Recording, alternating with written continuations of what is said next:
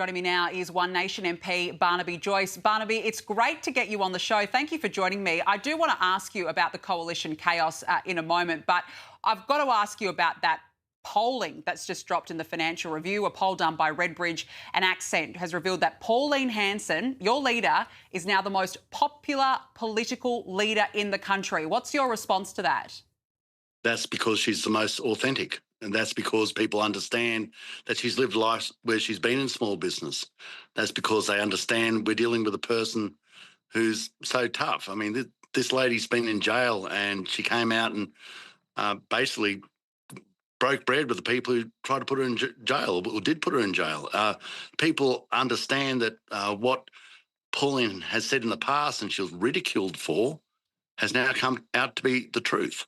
And people want Australia to be strong. They want it to be unified. They want strength, clarity, unity. And they see Pauline and One Nation delivering that. And, you know, of course, and it goes without saying that the coalition, it's so sad, but it's just disintegrated into rubble. What we've seen, like what's going to happen? Like, Danica, what's going to happen when they actually have to go to question time? Where do they all sit?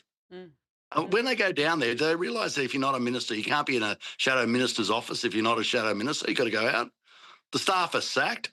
I mean, if Colin Boyce leaves, the crossbench will be bigger than the National Party.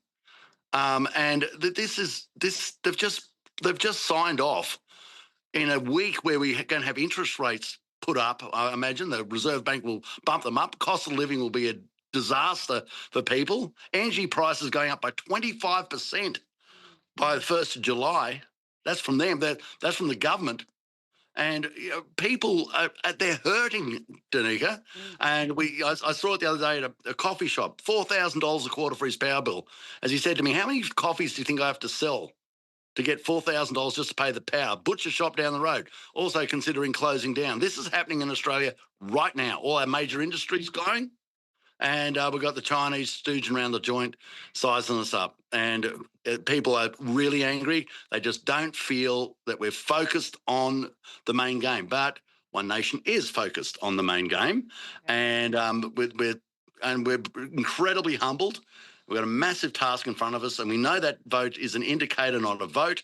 But we'll continue to do the best job we can to get the trust of the Australian people, and we back it up on people who've been in business like myself and Pauline. Well, I do want to get back to the coalition and split in a minute, but I just want to bring up that polling again, because if you have a look at it, Barnaby, Pauline and yourself are way more favourable to voters than any of the Liberals. You're currently sitting, as we can see on the screen there, you're sitting at 23%, Pauline Hanson at 38%, Anthony Albanese at 34%, Susan Lee, a mere 10%. Also, your former leader, David Littleproud, he's on 13%.